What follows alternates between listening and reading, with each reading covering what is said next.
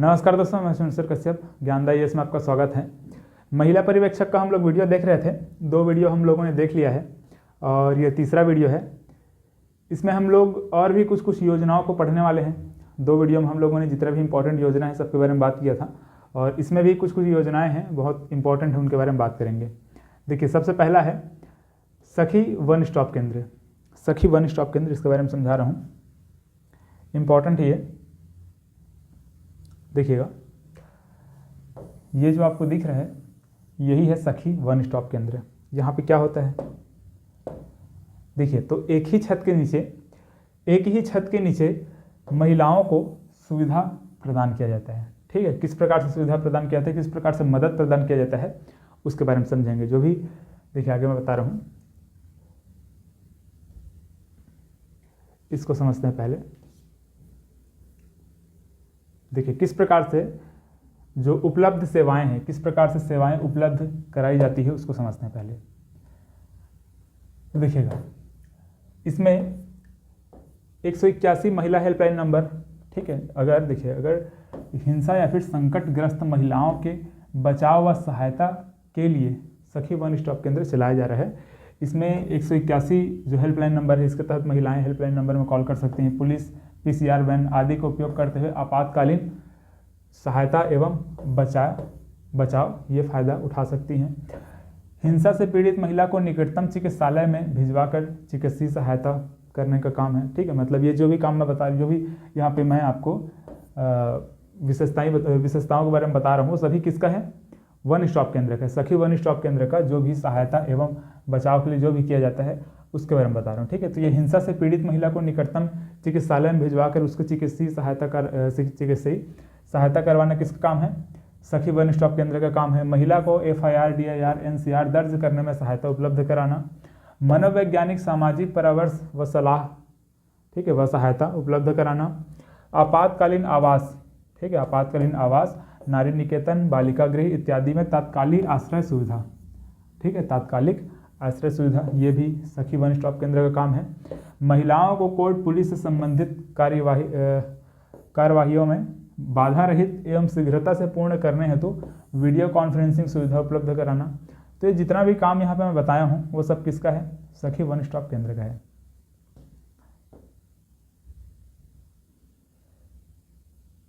देखिए, तो हम लोगों ने ये सब किसके बारे में समझा? सखी वन स्टॉप केंद्र के बारे में समझा। तो ये जो वन स्टॉप केंद्र है, इसका काम हम लोगों ने देखा क्या क्या है। ये कब शुरू किया गया था? देखिए, कब शुरू किया गया था ये तो फिलहाल इसमें नहीं है, लेकिन एक चीज में है। देखो, रायपुर में सफल क्रियान्वयन के बाद, ठीक है, रायपुर में जब सफल क्रियान्वयन के बाद छत्तीसगढ़ के अन्य जिलों में भी 10 मार्च 2017 से संचालित किए जा रहे हैं। ठीक है, वैसे भारत में देखा जाए तो 35, जिसमें क्या है, केंद्र शासित प्रदेश भी है और राज्य भी है। राज्य और केंद्र शासित प्रदेश मिलाकर के 35 राज्यों और केंद्र शासित प्रदेशों में 701 वन स्टॉप केंद्र बनाया गया था। ठीक है, इसके माध्यम से 3 लाख से अधिक महिलाओं को सहायता उपलब्ध कराई जा चुकी है। देखो, वन स्टॉप केंद्र की संख्या बढ़ चुकी होंगी। अभी 701 यहाँ पे बनाया गया था, इस प्रकार से लिखा हुआ है, लेकिन इसकी संख्या बढ़ चुकी होगी। ठीक, कितनी बढ़ चुकी हो अगर आपको पता है तो कमेंट करके बताएं। ठीक है, तो ये 3 लाख से अधिक महिलाओं को सहायता उपलब्ध कराई गई एवं बाल विकास मंत्रालय द्वारा। ठीक है, ये जो भी विशेषताएं हैं आप लोग देख सकते हैं। फिलहाल तो जो मैंने बताया इसका काम क्या है, किस प्रकार से काम करता है हमारे छत्तीसगढ़ में, इसको याद रखिएगा। ठीक, कब से सभी जिलों में शुरू किया गया, इसको ध्यान रखिएगा। ठीक है, तो इतना इंपॉर्टेंट है हमारे छत्तीसगढ़ के दृष्टिकोण से। चलिए, तो ये था सखी वन स्टॉप केंद्र। अब देखते हैं, देखो वन स्टॉप क्यों बोलते हैं? वन स्टॉप केंद्र इसलिए बोलते हैं क्योंकि एक ही जगह पे सारी सुविधा उपलब्ध कराई जाती है। मतलब एक ही छत के नीचे सारे के सारे सुविधा उपलब्ध करा दी जाती है महिलाओं को, इसलिए इसको वन स्टॉप केंद्र कहा जाता है। ठीक है, यहाँ पे लिखा है ना, देखिए, एक ही छत के नीचे मदद प्रदान करने की योजना। ठीक, अब तक के 3 लाख से अधिक महिलाओं को सहायता प्रदान की गई है। उपलब्ध सेवाएं,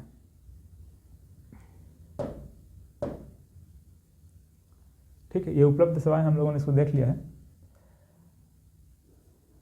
चलिए, अब इसके बाद ये बेटी बचाओ बेटी पढ़ाओ योजना को देखते हैं। वैसे इसके बारे में काफ़ी लोगों को पता होगा, तो ज़्यादा कुछ बताने की ज़रूरत नहीं है। तो देखिएगा, बेटी बचाओ बेटी पढ़ाओ योजना, तो इसका उद्देश्य क्या है? बच्चों देखिए उद्देश्य में क्या क्या है? बच्चों के जन्म के समय लिंग चयन व विभेद को समाप्त करना, ठीक है, मतलब लड़का लड़की वाला जो विभेद होता है उसको समाप्त करना, बालिकाओं की उत्तर जीविका एवं उनकी सुरक्षा सुनिश्चित करना, बालिकाओं की शिक्षा को सुनिश्चित करना। तो ये सभी इसकी मतलब इसका उद्देश्य है। इसमें लाभ क्या क्या है देख लेते हैं। तो देखो भारत शासन द्वारा पूरे देश के 100 चयनित जिलों में बेटी बचाओ बेटी पढ़ाओ योजना दिनांक, ठीक, इसको याद रखिएगा, 22 जनवरी 2015 को, ठीक, कब से शुरू किया गया है? 22 जनवरी 2015 से लागू किया गया है। तो इसको याद रखिएगा। कितने ज़िलों में? तो ये तो फिलहाल जब शुरू किया गया था तब था और बढ़ चुका होगा। और छत्तीसगढ़ में रायगढ़ जिले का अच्छा प्रदर्शन, ठीक है, याद रखिएगा, रायगढ़ जिले ने बहुत अच्छा प्रदर्शन किया था ये बेटी बचाओ बेटी पढ़ाओ योजना में। तो इसका अच्छा प्रदर्शन को देख करके और भी जिलों में शुरू किया गया, ठीक है, जिसमें ये बीजापुर भी यहाँ पे शामिल है। छत्तीसगढ़ में 0 से 6 वर्ष आयु समूह का लिंगानुपात 969, ठीक है, 969, इतना याद रखिएगा। ये क्या है? 0 से 6 वर्ष आयु समूह का लिंगानुपात। अब देखो लिंगानुपात क्या होता है? अगर 1000 बच्चे हैं तो इस 1000 बच्चे के अनुपात में ये 969, ठीक है, 969 लड़कियां हैं, मतलब कि 0 से 0 वर्ष की लड़कियां, ठीक है। तो ये लड़कों की संख्या है, ये लड़कियों की संख्या है। तो ये इस प्रकार से है, ये 0 से 6 वर्ष, ठीक है, 0 से 6 आयु वर्ष वाले लड़के लड़कियों की अनुपात यहाँ पे बताया गया है। तो इसको बोलते हैं लिंगानुपात, ठीक है। यहाँ पे सिर्फ आपको जैसे कि देखिए ये कितना है, 969 है। तो इसको देख करके आपको समझ जाना है कि हाँ 1000 लड़कों में लड़कियों की संख्या इतना बताया जा रहा है, ठीक है। तो ऐसा इसका लिंगानुपात निकलता है। चलिए सकल लिंगानुपात कितना है? सकल लिंगानुपात मतलब यहाँ पे हम लोग क्या देख रहे हैं, 0 से 6 वर्ष के जो बच्चे बच्चियाँ हैं उनके बारे में बात कर रहे हैं। लेकिन सकल लिंगानुपात मतलब क्या होता है? अगर सबको मिला करके अगर देखा जाए तो आपका 991, ठीक है, ये सकल लिंगानुपात है, याद रखिएगा, छत्तीसगढ़ में। अब चलिए आगे देखते हैं।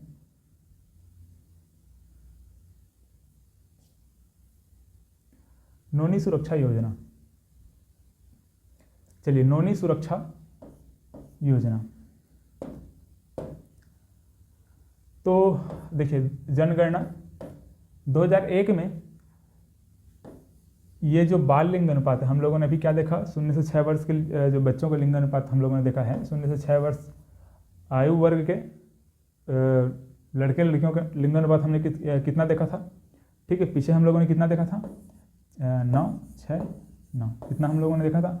ये 2011 के जनगणना के अनुसार था। ये क्या था? 2011 के जनगणना के अनुसार। और 2001 के जनगणना के अनुसार ये कितना था? इतना 975, मतलब कि 2001 में कितना था, 975, और 2011 के जनगणना में कम हो चुका है, 969, ठीक, कम हो चुका है 2011 की जनगणना में कितना, ये 969। तो इसी को देखते हुए लिंगानुपात क्या हुआ, कम हुआ है।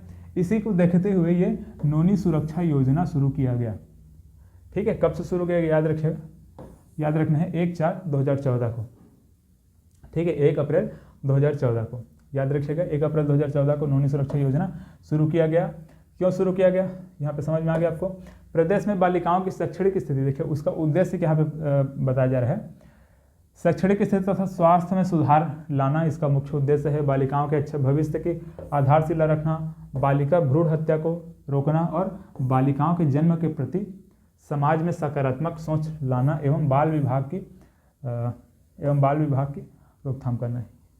ये कुछ यहाँ पे गलत लिखा हुआ है, तो ये इसका मुख्य उद्देश्य है, ठीक है। मुख्य जो भी उद्देश्य देख लीजिएगा, स्वास्थ्य की स्थिति में सुधार लाना, अच्छे भविष्य के लिए आधारशिला रखना, भ्रूण हत्या को रोकना, तो ये सभी इसका मुख्य उद्देश्य है। किसका?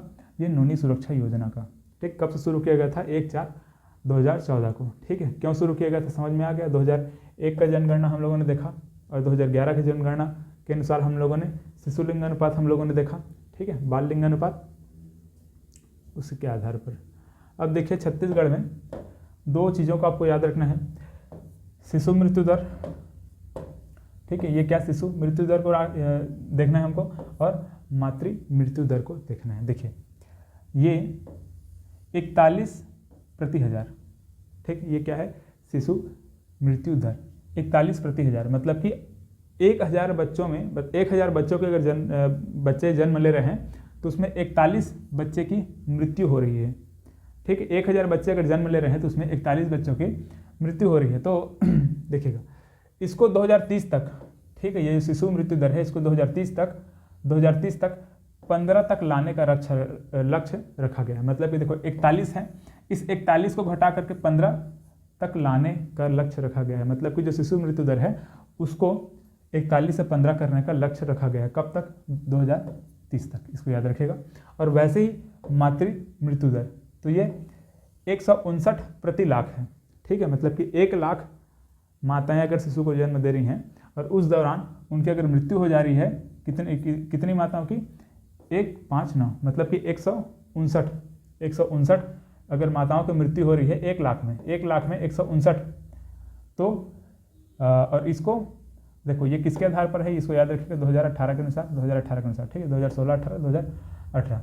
तो इसको 2030 तक 100 से कम करने का लक्ष्य रखा गया है। ठीक है, अभी 100 से ज़्यादा ही है। ठीक है, 159 है, तो 159 से घटा करके 100 रखने का, मतलब 100 से कम करने का लक्ष्य रखा गया है। और इसको 41 से 15 करने का, ठीक है, 15 से भी कम करने का लक्ष्य रखा गया है। चलिए, तो ये लक्ष्य है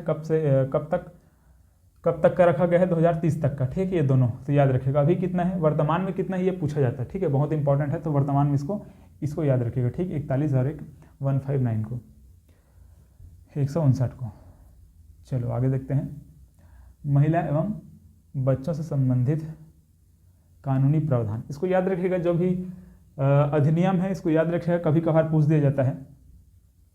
ठीक है, इसमें जैसे कि बाल विवाह प्रतिषेध अधिनियम, ठीक है, बाल विवाह प्रतिषेध अधिनियम 2006, ठीक है, दहेज प्रतिषेध अधिनियम 1961, टोन्ही प्रताड़ना निवारण अधिनियम 2005, बाल श्रमिक प्रतिषेध एवं विनियमन अधिनियम 1986 और घरेलू हिंसा से महिलाओं का संरक्षण अधिनियम 2005 और बाल अधिकार संरक्षण आयोग अधिनियम 2005। तो इन अधिनियम को आपको याद रखना है, कभी कभार ये भी पूछ दिया जाता है। ठीक है, अधिनियम में आपको किसी भी प्रकार से प्रश्न बन सकता है इसमें, तो ये अधिनियम को मुख्य रूप से आपको ये ध्यान में रखना है। ठीक है, क्या क्या है इसको तो ज़्यादा कुछ समझाने की जरूरत नहीं है। ठीक है, बाल विवाह को रोकने के लिए अधिनियम लाया गया 2006 में। ठीक है, ये अधिनियम बाल विवाह प्रतिषेध अधिनियम 2006, ठीक है, ये लाया जाता है कुछ समय बाद। वैसे ही दहेज रोकने के लिए ये टोन्ही प्रताड़ना के लिए इसको, बाल श्रमिक के लिए इसको, घरेलू हिंसा के लिए इसको, बाल अधिकार संरक्षण, तो इस प्रकार से सभी अधिनियम हैं, देख लीजिएगा आप लोग। चलिए आगे देखते हैं। राष्ट्रीय महिला आयोग, राष्ट्रीय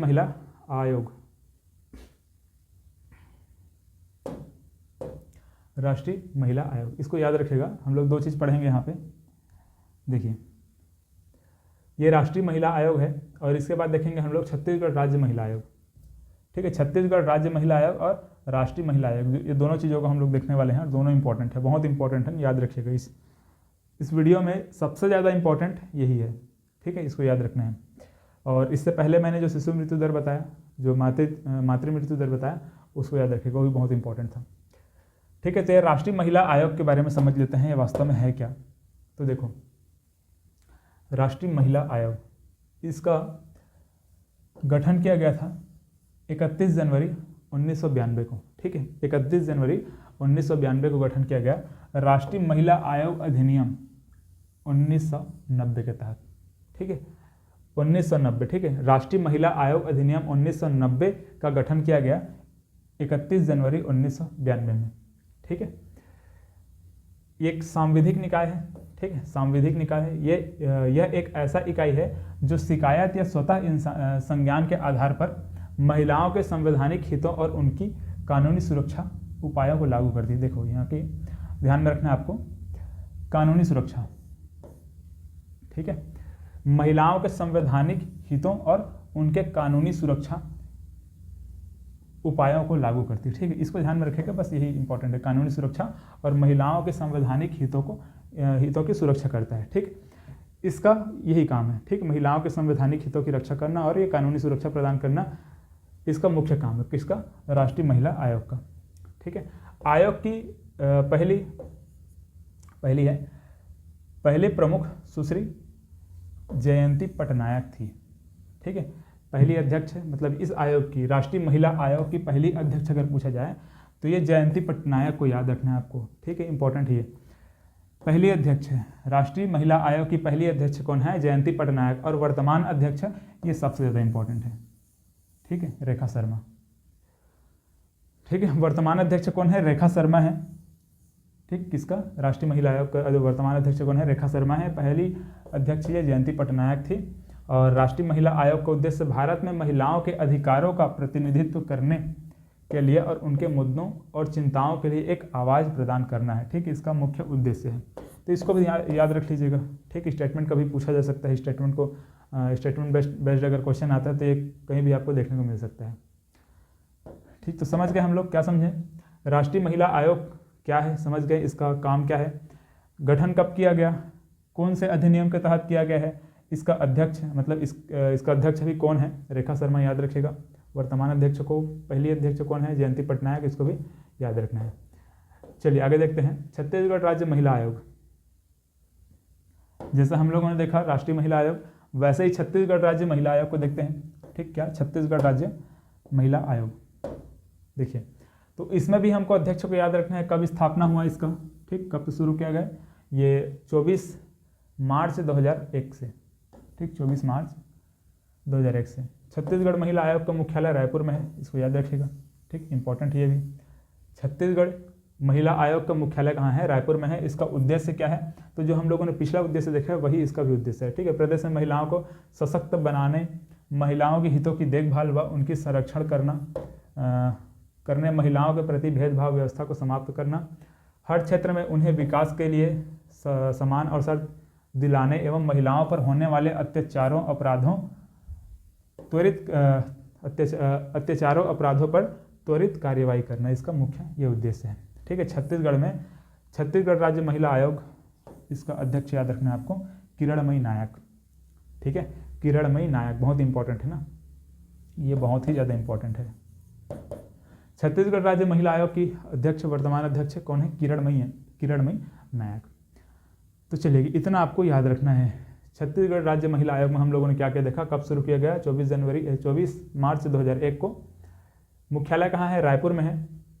ठीक, इसका उद्देश्य हम लोगों ने देखा। और वर्तमान में जो अध्यक्ष है वो कौन है? डॉक्टर किरणमयी नायक। ठीक है, इतने को हमको याद रखना है। चलिए, तो ये इस वीडियो में हम लोग सिर्फ इतना देखना था हम लोगों को।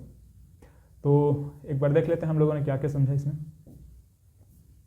तो सखी वन स्टॉप केंद्र हम लोगों ने देखा। ठीक, एक ही छत के नीचे महिलाओं को जितनी भी सुविधाएं सब प्रदान करना, ये इसका मुख्य काम है।